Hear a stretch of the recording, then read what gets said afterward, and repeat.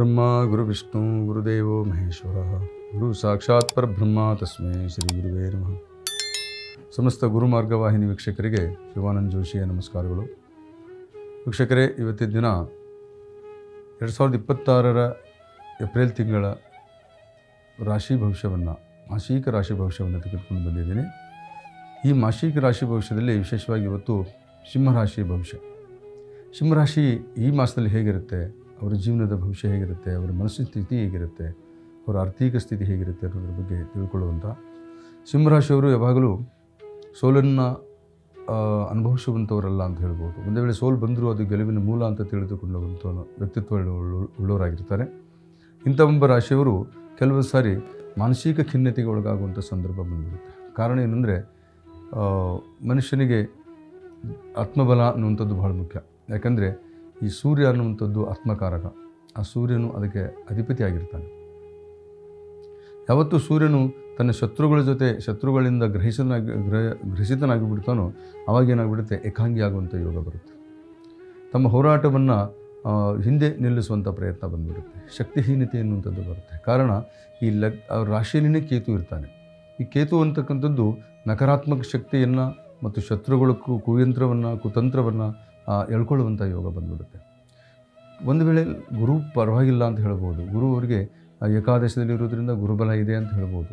ಆದರೆ ಕೆಲವೊಂದು ಸಾರಿ ಈ ಸಿಂಹಕ್ಕೆ ಹೆದರಬೇಕಾಗಿಲ್ಲ, ಈ ಬೇರೆ ಬೇರೆ ತೋಳಗಳಿಗೆ ಹೆದರಬೇಕಾಗತ್ತೆ. ಇಂಥ ಒಂದು ಸ್ಥಿತಿ ಈ ಸಿಂಹರಾಶಿಯವರು ಬಂದ್ಬಿಡುತ್ತೆ. ಇಂಥ ಒಂದು ಕಾಲ ಈ 17 ತಾರೀಕು 2026 ಏಪ್ರಿಲ್ವರೆಗೂ ಇರುತ್ತೆ. ಈ ಒಂದು ಕಾಲದಲ್ಲಿ ತಾವು ಬಹಳಷ್ಟು ಜಾಗೃತಿ ವಹಿಸ್ಕೋಬೇಕು. ಯಾಕಂದರೆ ಸೂರ್ಯನು ಶುಕ್ರನಿಂದ ಗ್ರಸಿತನಾಗಿದ್ದಾನೆ. ಶುಕ್ರ ಮತ್ತು ಸೂರ್ಯರ ಸಂಯೋಗ ಅಷ್ಟೊಂದು ಚೆನ್ನಾಗಿರಲ್ಲ. 9ನೇ ಮನೆಯಲ್ಲಿ ಆಗಿದ್ದರೂ ಸಹ ಪಿತೃಗಳ ದೋಷ ಆಗುತ್ತೆ, ಮಾತಾಪಿತೃಗಳ ವಿನಿಯೋಗ ಆಗುತ್ತೆ. ಅಲ್ಲಿ ಎಲ್ಲೋ ಒಂದು ಕಡೆ ಅವರು ನಿಮ್ಮಿಂದ ದೂರ ಆಗುವಂಥ ಯೋಗ ಬಂದ್ಬಿಡುತ್ತೆ. ಮತ್ತು ತಂದೆಯ ಮನಸ್ಸನ್ನು ನೋಯಿಸುವಂಥ ಯೋಗ ಬಂದ್ಬಿಡುತ್ತೆ. ಅಥವಾ ತಂದೆಯ ಕ್ರಿಯಾಕರ್ಮಗಳನ್ನು ಮಾಡದೇ ಇರುವಂಥ ಕಾಲ ಬಂದ್ಬಿಡುತ್ತೆ. ಮಾಡೋಕ್ಕೆ ಆಗೋದಿಲ್ಲ ಅನ್ನುವಂಥ ಸಂದರ್ಭ ಬಂದ್ಬಿಡುತ್ತೆ. ಹೀಗಾಗಿ ಅವರು ಪಿತೃಗಳ ಒಂದು ದೋಷಕ್ಕೆ ಒಳಗಾಗುವಂಥವ್ರಾಗ್ತಾರೆ. ಆದರೆ ತಂದೆ ತಾಯಿಗಳ ವಿಷಯ ಜೊತೆಗೆ ಸಪತ್ನಿಯ ವಿಷಯ ಕೂಡ ಸ್ವಲ್ಪ ತೊಂದರೆದಾಯಕ ಇರುತ್ತೆ. ಯಾಕಂದರೆ ಸಪ್ತಮದಲ್ಲಿ ರಾಹು ಇದ್ದಾನೆ. ವಿವಾಹ ಮಾಡಿಕೊಳ್ಬೇಕು ಅನ್ನೋರಿಗೆ ಸ್ವಲ್ಪ ರಾಹು ಅಡೆತಡೆ ನಿರ್ಮಾಣ ಮಾಡ್ತಾನೆ. ಪ್ರೀತಿಸುವಂಥ ವ್ಯಕ್ತಿಗಳು ದೂರ ಹೋಗ್ತಾರೆ. ಮನಸ್ಸಿನ ವ್ಯಾಧಿ ಕ್ರಿಯೇಟ್ ಆಗುತ್ತೆ. ಮತ್ತು ದಾಂಪತ್ಯ ವಿರಹ ಅಂತಕ್ಕಂಥದ್ದು ನಿಮ್ಮ ಜೀವನದಲ್ಲಿ ನಿರ್ಮಾಣ ಆಗುತ್ತೆ. ಆದರೆ ಈ ಕೇತು ರಾಹು ಸಂಯೋಗ 2 ರೀತಿಯಲ್ಲಿ ಇರುತ್ತೆ. ಹೇಗೆಂದರೆ, ಒಂದು ಕಡೆಯಲ್ಲಿ ಒಳ್ಳೆಯ ಫಲ ಕೊಡುತ್ತೆ ಅನ್ನೋದಾದರೆ, ಇನ್ನೊಂದು ಕಡೆ ಕಸ್ಕೊಂಡ್ಬಿಡ್ತಾನೆ ಅಂತ. ನಿಮಗೆ ಬೆಳಗಿದ್ದಂಥ ಆತ್ಮಧೈರ್ಯ ಸ್ಥೈರ್ಯ ಸಾಯಂಕಾಲ ಇರೋದಿಲ್ಲ. ಕೆಲವೊಂದು ಸರಿ ತುಂಬ ನೀವು ದುರ್ಬಲರಾಗ್ತಾ ಹೋಗ್ತಿರ್ತೀರ. ಇದು ಏಪ್ರಿಲ್ 17ರವರೆಗೂ ಇದರ ಒಂದು ದ್ವಂದ್ವತೆ ನಿಮ್ಮಲ್ಲಿ ಕಾಡ್ತಾ ಹೋಗುತ್ತೆ. ಅದರ ನಂತರ ಸ್ವಲ್ಪ ನೀವು ಚೇತರಿಸ್ಕೊಳ್ತೀರಿ. ಯಾಕಂದರೆ ಶುಕ್ರ ಸೂರ್ಯನಿಂದ ಹೊರತುಪಡಿಸಿ ತನ್ನ ಸ್ವಕ್ಷೇತ್ರ ಕರ್ಮಕ್ಕೆ ಬಂದುಬಿಡ್ತಾನೆ. ಆಗ ಏನಾಗುತ್ತೆ, ನಿಮ್ಮಲ್ಲಿ ಒಂದು ನೈಜ ಮನಸ್ಥಿತಿಯನ್ನು ಬೆಳೆಯುತ್ತೆ ಅಂತ ಹೇಳ್ಬೋದು. ಯಾಕಂದರೆ ಸೂರ್ಯ ಫ್ರೀ ಆಗಿಬಿಡ್ತಾನೆ. ಸೂರ್ಯ ಫ್ರೀ ಆದಾಗ ಅಲ್ಲಿ ಶತ್ರುವಿನಿಂದ ಮುಕ್ತನಾಗ್ತಾನೆ ಸೂರ್ಯ ಅಂತ ಹೇಳ್ಬೋದು. ನಿಮ್ಮ ರಾಶಾಧಿಪತಿ ಸೂರ್ಯ ಶತ್ರುವಿನಿಂದ ಮುಕ್ತನಾದಾಗ ನಿಮ್ಮಲ್ಲಿ ಇರ್ತಕ್ಕಂಥ ದೈವಿಕ ಶಕ್ತಿ ಅಂತ ಏನು ಹೇಳ್ತೀವಿ, ಅದು ನಿಮ್ಮಲ್ಲಿ ತನ್ನಿಷ್ಟ ತಾನೇ ಮುಂದೂಡುತ್ತೆ, ಬೆಳೆಯುತ್ತೆ ಮತ್ತು ನಿಮ್ಮಲ್ಲಿ ಸ್ಥೈರ್ಯವನ್ನು ತುಂಬುತ್ತೆ. ಈ ಡ್ಯುವೆಲ್ ಮೈಂಡ್ ಮನಸ್ಥಿತಿಯಿಂದ ನೀವು ಹೊರಬರ್ತೀರಿ. ಒಂದು ನೈಜ ಸ್ಥಿತಿ ಹೋಗುತ್ತೆ. 19ರಿಂದ 30ರವರೆಗೂ ಅಂದರೆ 12 ದಿವಸ ಕಾಲ ನಿಮಗೆ ಒಂದು ಪಾಸಿಟಿವಿಟಿ ಇರುತ್ತೆ ಅಂತ ಹೇಳ್ಬೋದು. ಅದರ ನಂತರ ನೀವು 8ನೇ ಮನೆಯಲ್ಲಿ ಸ್ವಲ್ಪ ನಿಮಗೆ ಈ ಕುಜ ಶನಿ ಸಂಯೋಗ ಅಷ್ಟೊಂದು ಸರಿಯಿಲ್ಲ. ಘರ್ಷಣೆ ಅನ್ನುವಂಥದ್ದು ಜಾಸ್ತಿ ಆಗುತ್ತೆ. ಸಾಲಬಾಧೆ ಆಗ್ಬೋದು, ವ್ಯವಹಾರದಲ್ಲಿ ತೊಂದರೆ, ಲೋನ್ ಅಂದರೆ ನೀವು ಯಾವುದೋ ಒಂದು ಇದರಲ್ಲಿ ಲೋನ್ ಮಾಡ್ಕೊಂಡಿರ್ತೀರಾ, ಆ ಸಾಲಗಾರರಿಂದ ತೊಂದರೆ, ಬ್ಯಾಂಕಿಂಗ್ ಲೋನ್ ಪ್ರಾಬ್ಲಮ್ಮು ಮತ್ತು ಹಣಕಾಸಿನ ವಹಿವಾಟನ್ನು ಯಾರ ಜೊತೆ ಮಾಡಿಕೊಂಡಿರ್ತೀರೋ ಅವರು ನಿಮ್ಮ ಜೊತೆ ನಡ್ಕೊಳ್ಳೋ ರೀತಿ, ಇವೆಲ್ಲವೂ ಕೂಡ ನಿಮಗೆ ಸ್ವಲ್ಪ ಕಷ್ಟಗಳನ್ನು ಕೊಡುತ್ತೆ. ಜೊತೆಗೆ ಭಯವನ್ನು ಹುಟ್ಟಿಸುತ್ತೆ ಅಂತ ಹೇಳ್ಬೋದು. ಭಯ ಅನ್ನುವಂಥದ್ದು ಹೇಗೆ, ಎಲ್ಲೋ ಒಂದು ಹೋಗ್ತೀರಾ, ಏನೋ ಒಂದು ಕೆಲಸ ಮಾಡಬೇಕಂತ ಹೋಗ್ತೀರಾ, ಅಲ್ಲಿ ಯಾವುದೋ ಒಂದು ರೀತಿ ನಿಮ್ಮನ್ನು ಯಾರು ಗಮನಿಸ್ತಾ ಇದ್ದಾರೆ, ನಮ್ಗೆ ಯಾರು ತೊಂದರೆ ಕೊಡೋರಿದ್ದಾರೆ, ನಮ್ಮ ಶತ್ರುಗಳಿದ್ದಾರೆ, ಈ ರೀತಿಯ ಭಾವನೆ. ಜೊತೆಗೆ ವಾಹನಾದಿ ತೊಂದರೆಗಳು ಅಂತ ಹೇಳ್ತೀವಿ. ಈ ವಾಹನ ತೊಂದರೆಗಳಲ್ಲಿ 2 ರೀತಿ ತೊಂದರೆ ಆಗುವಂಥದ್ದಿದೆ. ಮುಖ್ಯವಾಗಿ ಆಕ್ಸಿಡೆಂಟೇ ಆಗಬೇಕು ಅಂತ ಏನಿಲ್ಲ, ಆದರೆ ಈ ಎಲ್ಲೋ ಒಂದು ಕಡೆ ಒಂದು ಡ್ಯಾಮೇಜ್ ಆಗುವಂಥದ್ದು ಶರೀರ ನರಗಳಿಗೆ. ಶನೀಶ್ವರ ನರಗಳಿಗೂ ಅಧಿಪತಿ ಆಗ್ತಾನೆ, ಬುಧನೂ ಸಹ ಹಾಗೆ ಇರೋದರಿಂದ ನರಗಳಿಗೆ ಅಧಿಪತಿ ಆಗುತ್ತಕ್ಕಂಥದ್ದು. ಜೊತೆಗೆ ಈ ಇಮ್ಯುನಿಟಿ ಅಂತಕ್ಕಂಥದ್ದು ಏನಿರುತ್ತೆ ಶರೀರದಲ್ಲಿ, ಒಂದು ರೋಗ ನಿರೋಧಕ ಶಕ್ತಿ ಅನ್ನುವಂಥದ್ದಿರುತ್ತೆ, ಅದು ಡೌನ್ ಆಗುತ್ತೆ ಅಂತ ಹೇಳ್ಬೋದು. ಯಾಕೆಂದರೆ ಕುಜ ರಕ್ತಕ್ಕೆ ಸಂಬಂಧಪಟ್ಟಂಥ ಗ್ರಹ. ಅಲ್ಲಿ ಶನಿ ಇರೋದರಿಂದ ಈ ಕಬ್ಬಿಣ ಮತ್ತು ಅಗ್ನಿ ಈ 2 ಹೇಗಿರುತ್ತೆ, ಅಗ್ನಿಯಲ್ಲಿ ಕಬ್ಬಿಣ ಹಾಕ್ತಿದ್ದಂಗೆ ಕರಗುತ್ತೋ ಹಾಗೆ ಶರೀರದಲ್ಲಿರ್ತಕ್ಕಂಥ ಒಂದು ನೈಜ ಸ್ಥಿತಿ ಶಕ್ತಿಯನ್ನು ಕಳ್ಕೋಬೇಕಾಗುತ್ತೆ. ಹಾಗೆ ಆರೋಗ್ಯದ ಕಡೆ ಗಮನ ಕೊಡಿ ಮತ್ತು ಅಪಘಾತಗಳಿಂದ ದೂರ ಆಗುವಂಥ ಪ್ರಯತ್ನ ಮಾಡಿ. ಅತಿಯಾದ ವೇಗ ವಾಹನಗಳನ್ನು ನೀವು ಓಡಿಸಬೇಡಿ. ಅಷ್ಟಮದಲ್ಲಿ ಶನಿ ಬರೋದ್ರವಾಗ ಸ್ವಲ್ಪ ಅಪಘಾತಗಳನ್ನು ಕ್ರಿಯೇಟ್ ಮಾಡ್ತಾನೆ. ಕುಜ ಶನಿ ಸಂಯೋಗ ಆಗೋದ್ರಿಂದ ಈಗ ವಿದೇಶದಲ್ಲಿ ಕೂಡ ಬಹುತೇಕವಾಗಿ ನೋಡ್ತಾ ಹೋದರೆ ಈ ಯುದ್ಧಗಳು ನಡೆಯೋಕ್ಕೆ ಶನಿ ಕುಜ ಸಂಯೋಗ ಕೂಡ ಇದೆ. ಈ ಶನಿ ಕುಜ ಸಂಯೋಗ ಸ್ವಲ್ಪ ಪರಿವರ್ತನೆ ಆಗ್ತಿದ್ದಂಗೆ ಅಲ್ಲಿ ಕೂಡ ಬದಲಾವಣೆಯನ್ನು ಕಾಣಬಹುದು. ಯಾಕಂದರೆ ಈ ಸಿಂಹರಾಶಿ ಅನ್ನುವಂಥದ್ದು ಮೇಷರಾಶಿ ಎಷ್ಟು ಬಲ ಇರುತ್ತೋ ಹಾಗೆ ಸಿಂಹಕ್ಕೆ ಅಷ್ಟೇ ಬಲ ಇರುತ್ತೆ. ಯಾಕಂದರೆ ಸಿಂಹರಾಶಿ ಸೂರ್ಯನ ರಾಶಿ. ನಾವು ಸೂರ್ಯನನ್ನು ಚಂದ್ರನನ್ನು ಬಹಳಷ್ಟು ಮುಖ್ಯವಾಗಿ ತಗೊಳ್ತಾ ಇರ್ತೀವಿ. ಹಾಗೆ ಈ ಸೂರ್ಯ ಅಂತಕ್ಕಂಥದ್ದು ಜಗತ್ತಿನ ಒಂದು ಅಧಿದೇವತೆ ಅಂತ ಹೇಳ್ತೀವಿ ನಾವು. ಅಂಥ ಅಧಿದೇವತೆ ಅಂತಕ್ಕಂಥ ಸೂರ್ಯನನ್ನು ಅಥವಾ ಆ ಕ್ಷೇ ಕಿರಣಗಳನ್ನು ನಾವು ಹಿಡಿದಿಟ್ಟು ಅದನ್ನೇ ದುರುಪಯೋಗ ಮಾಡುವಂಥ ಪ್ರಯತ್ನ ಮಾಡ್ತಿರ್ತೀವಿ.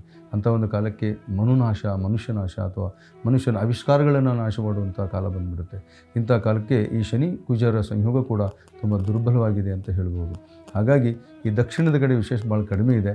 ಆದಷ್ಟು ಪಾಶ್ಚಿಮಾತ್ಯ ದೇಶಗಳಲ್ಲಿ ಇಂಥ ಘಟನೆಗಳು ಮತ್ತು ಪಾಶ್ಚಿಮಾತ್ಯ ದೇಶಗಳಲ್ಲಿ ಈ ಮೇಷರಾಶಿಯವರು ವಾಸ ಮಾಡೋರು, ಈ ಸಿಂಹರಾಶಿಯವರು ವಾಸ ಮಾಡೋರು ಇದ್ದರೆ ಅವರಿಗೂ ಕೂಡ ಇದರ ಅನುಭವ ತಟ್ಟುತ್ತೆ ಅಂತ ಹೇಳ್ಬೋದು. ಇಂಥ ಒಂದು ಅಪಘಾತ ಕ್ರಿಯೆಗಳು ಈ ಜಾತಕದವರಿಗೆ ಮತ್ತು ಈ ರಾಶಿಯವರಿಗೆ ಆಗತಕ್ಕಂಥದ್ದಿರುತ್ತೆ. ಹಾಗಾಗಿ ತಾವು ಕೂಡ ಎಲ್ಲೋ ಒಂದು ಕಡೆ ಘರ್ಷಣೆಗಳನ್ನು ಮಾಡಿಕೊಳ್ಳದೇನೆ ನಿಮ್ಮಲ್ಲಿ ನೀವು ತಾಳ್ಮೆಯಿದ್ದುಕೊಂಡು ಮುಂದುವರಿಯಿರಿ. ಆದರೆ ಮುಖ್ಯವಾಗಿ ನೀವು ಶಿವನ ದೇವಾಲಯವನ್ನು ಪ್ರವೇಶ ಮಾಡಿ, ಶಿವನ ದೇವಾಲಯ ದರ್ಶನ ಮಾಡಿ. ಭಾಳಷ್ಟು ದೂರದರ್ಶನ ಅಂತ ಬೇಡ, ನಿಮ್ಮ ಹತ್ತಿರದಲ್ಲಿರುವಂಥ ಶಿವನ ದೇವಾಲಯದಲ್ಲಿ ಹೋದಾಗ ನಿಮಗೆ ತುಂಬ ಅಲ್ಲಿ, ಯಾಕಂದರೆ ಆ ಸ್ಥಳವನ್ನು ನೀವಿರುವಂಥ ಸ್ಥಳವನ್ನು ರಕ್ಷಣೆ ಮಾಡೋಕ್ಕೆ ಆ ಪ್ರಾಂತೀಯ ಒಂದು ದೈವವನ್ನು ನೀವು ದರ್ಶನ ಮಾಡ್ಕೊತ ಹೋಗಿ. ವಿಶೇಷವಾಗಿ ಬೇರೆ ಬೇರೆ ಸ್ಥಳದಲ್ಲಿ ದೇವಸ್ಥಾನಗಳಿರುತ್ತೆ. ಕಾಶಿ ಇದೆ, ಮಲ್ಲಿಕಾರ್ಜುನ ಇದ್ದಾರೆ, ಬಹಳಷ್ಟು ದೂರದ 12 ಜ್ಯೋತಿರ್ಲಿಂಗಗಳೆಲ್ಲ ಇದೆ.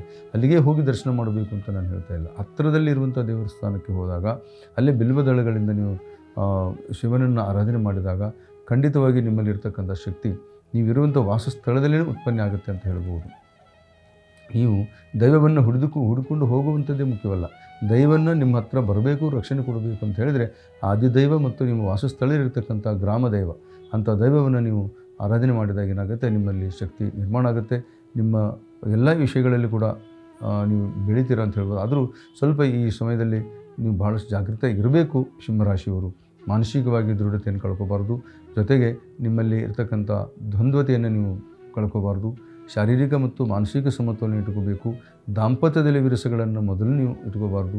ಒಂದು ವೇಳೆ ಅವರು ಏನಾದರೂ ನೋಡಿ 2 ಕೈ ಹೊಡೆದ್ರೆ ತಾನೇ ಚಪ್ಪಾಳೆ ಆಗೋದು.